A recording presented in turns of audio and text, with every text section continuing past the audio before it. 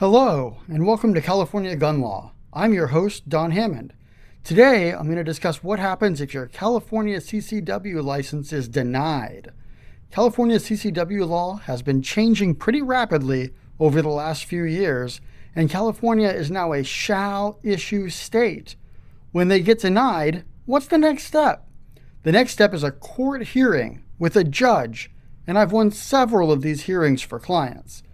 I'm not aware of any attorney in the state who has done as many of these hearings as I have.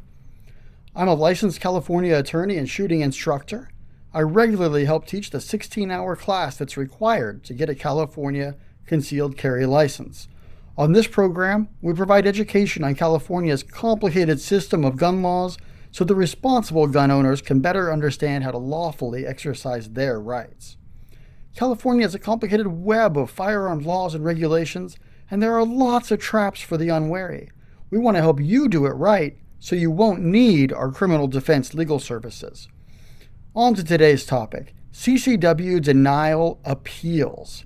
First of all, it's not really an appeal. When you get to court, the judge is not reviewing what the agency did to determine whether it was proper. It's a whole new hearing.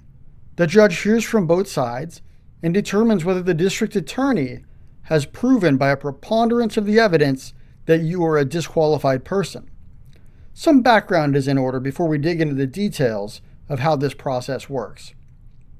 Once upon a time, in the not-so-distant past, California required CCW applicants to show good cause or to give good reason why they needed to carry a gun. That went out the window in 2022 with the United States Supreme Court decision in Bruin versus New York State Rifle and Pistol Association. That case held that the Second Amendment protects both the right to carry a firearm for personal protection inside the home and outside the home, and the government can't require a reason. So they can no longer require a reason that you want to carry a gun. Personal protection alone is sufficient. After a good cause was gone, California still had a moral character requirement, and that became the most common reason for denial. Well, the California legislature passed Senate Bill 2 in 2023, and it took effect January 1st, 2024. Senate Bill 2 completely overhauled California's CCW licensing process. It eliminated the moral character requirement. Now, there's a list of qualifying factors, things like you have to live in the jurisdiction where you apply, you have to legally own the gun that you propose to carry, and you have to complete the class. The issuing agency can also require a psychological evaluation. And that's pretty much it for the list of factors that you have to meet to qualify for a license. Then there's a list of disqualifying factors in Penal Code Section 26202. This list includes being subject to a restraining order in the last 5 years, certain criminal convictions within specified time periods, and being irresponsible with firearms.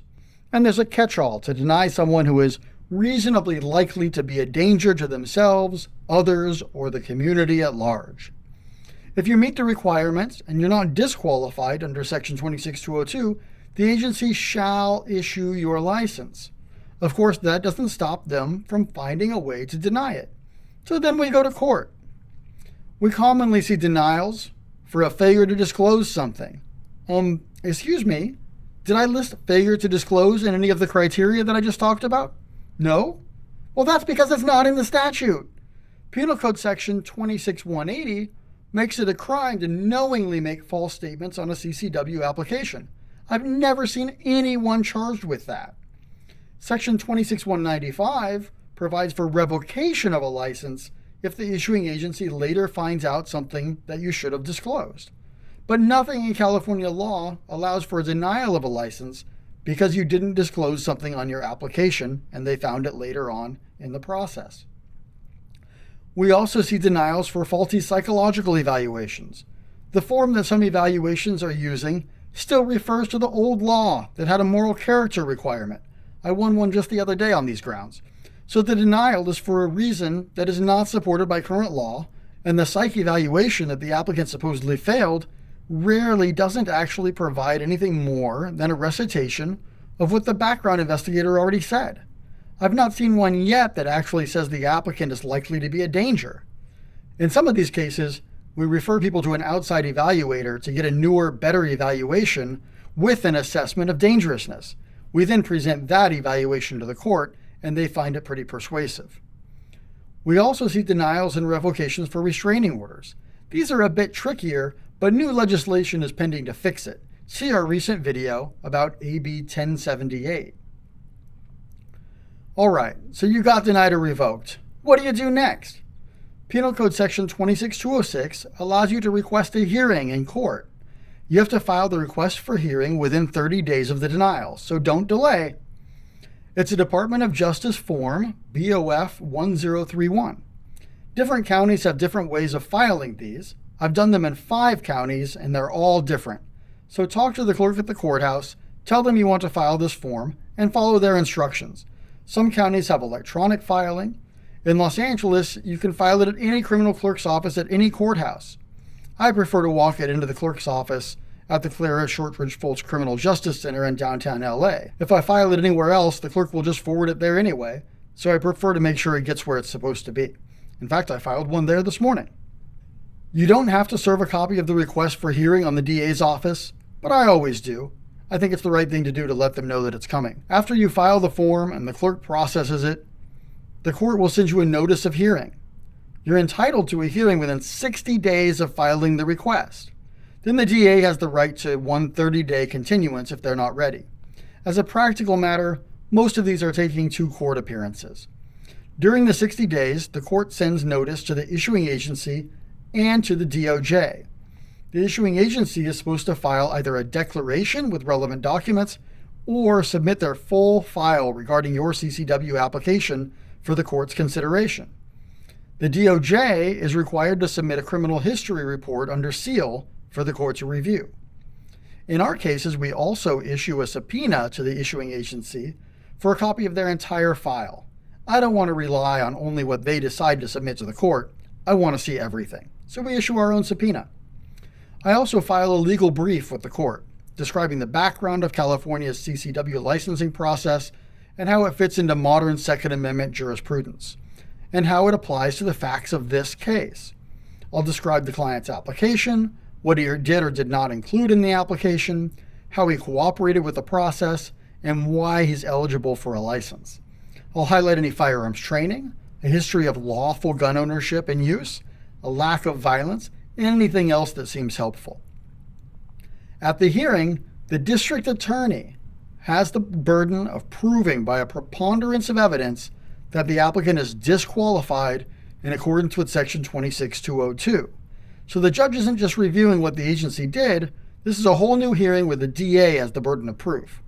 A preponderance of evidence means more likely than not. It's not a very high standard, but it's a lot better than us having the burden. So if no evidence is presented of present danger or of one of the factors in 26202, we should win. I'm not sure the preponderance of the evidence is really the appropriate burden of proof standard for a constitutional right, and maybe we'll fight that someday in the Court of Appeals. For now, we're working within the process. These hearings often get continued at least once because one or both parties does not have all of the documents in advance. It's kind of a sloppy system of how the issuing agency files their documents and how the petitioner and the DA get copies. Both parties are entitled to copies of the documents that are filed upon request, but usually we end up getting them when we get to court, so we continue the hearing to review everything and come back more prepared. At the hearing, both sides will have a chance to argue their point and highlight the documents and records that they think are most important for the judge to consider. We may point out flaws in the government's evidence, legal issues with the denial, and present our own evidence. Then the judge makes a decision as to whether the DA has met their burden of proof. My favorite is when the judge finds the DA has not met their burden, and then the judge orders the issuing agency to proceed with processing the application, including having the applicant take the training class and submit fingerprints if that has not already happened. If the judge finds that the DA has met their burden of proof, then the applicant loses. They can reapply in 2 years from the date of the court's decision. Some people say, why bother? But the passage of time since a disqualifying incident may be just what you need to be successful the next time around. One case that I've been citing in some of these briefs is In re Lawrence, where the California Supreme Court said that the immutable factors of an old crime are no longer probative of present dangerousness to society after the passage of many years and rehabilitative efforts. So the passage of time may make whatever held you back irrelevant, so that then you're eligible again and have a better chance, if you're denied, have a better chance at getting the judge to overturn that denial. If you're unhappy with the court's decision, you can appeal it to the California Court of Appeals for the district where the court sits. I have one case up on appeal to the 2nd District Court of Appeal right now, so we'll see how that one turns out. I've done about a dozen of these hearings across 5 counties, and I've won more of them than I've lost. Of course, I can't control the facts of every case, and I can't control the judge's biases and opinions about firearm use in society.